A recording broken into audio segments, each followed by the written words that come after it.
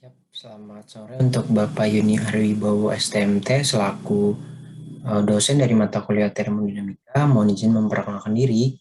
Nama saya Yosef William Ferdinand, program studi teknologi kelautan tingkat madya. Sekarang saya akan menjelaskan tentang tugas dari Bapak, yaitu menjelaskan tentang alat yang berhubungan dengan termodinamika yang berkonversi dengan energi. Saya memilih tema yaitu solar cell atau panel surya. Yang pertama akan saya bahas yaitu sejarah dari solar cell itu sendiri. Kapan sih ini ditemukan dan siapa yang menemukannya? Untuk penemuan pertama kali oleh William Grace Adam dan Richard Evans pada abad 18 pada tepatnya tahun 1876. Lalu dilakukan penyempurnaan kembali untuk teknologi panel surya ini oleh Russell Hall pada tahun 1941. Lalu munculnya industri panel surya oleh Bell Laboratories pada tahun 1954 dengan beberapa peneliti yaitu Daryl Chapin, Calvin Shooter Fowler, and Gerald Pearson. Dan sekarang saya akan membahas tentang apa itu pengertian dari solar cell atau panel surya atau modul fotovoltaik. Panel surya itu sendiri adalah sebuah sistem atau teknologi yang dapat digunakan untuk mengubah energi cahaya matahari menjadi energi listrik dengan menggunakan prinsip yang disebut efek fotovoltaik. Dan apa sih efek fotovoltaik ini?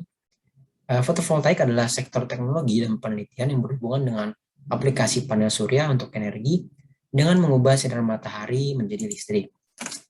Jadi simpelnya yang bisa kita ambil kesimpulan dari pengertian ini, solar cell atau panel surya atau modul fotovoltaik ini secara simpelnya mengubah energi cahaya matahari menjadi energi listrik. Manfaat dari solar cell itu sendiri.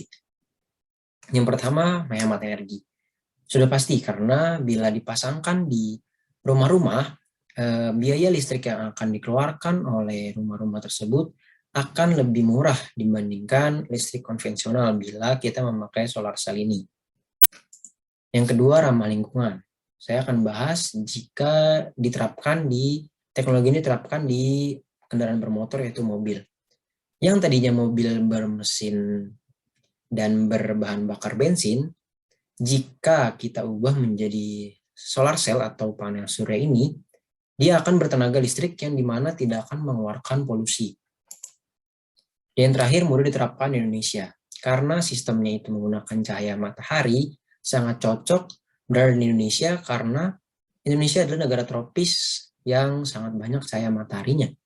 Jadi lebih diuntungkan bila diterapkan di Indonesia dibandingkan negara-negara yang tidak mempunyai iklim tropis.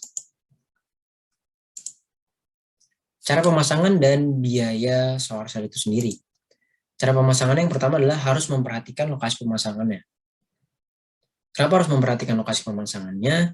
Karena bila pemasangannya dilakukan atau dilakukan di tempat yang tidak terkena matahari, maka solar cell ini tidak akan ada gunanya. Jadi harus dilokasikan di tempat yang banyak terkena matahari.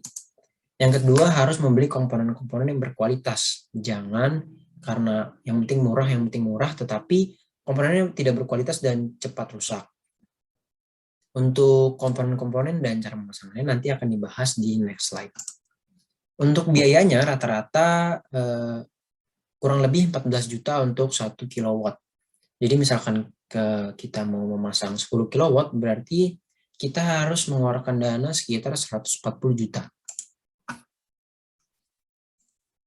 Cara kerja dari solar cell itu sendiri. Ini ada simulasi dari gambarnya, itu solar panel akan menyerap sinar matahari. Lalu dengan electric current dia akan menyalurkan ke charge control, lalu di charge control ke baterai bank yang arusnya DC, dan dari baterai bank ke inverter yang arusnya AC, yang inverter ini akan menyalurkan tenaga listrik kepada rumah-rumah.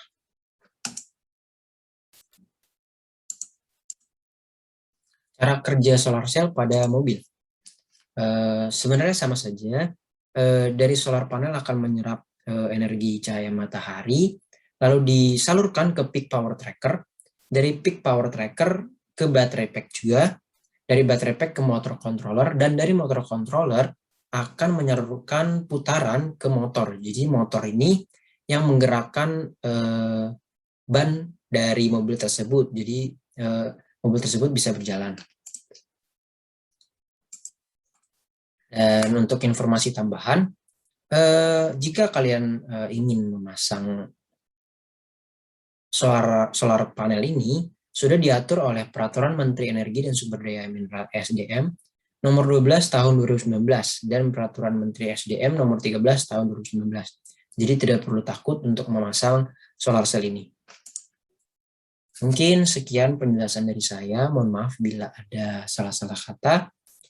Saya harap apa yang saya jelaskan tentang solar panel ini bisa dapat dimengerti. Sekian penjelasan dari saya. Terima kasih.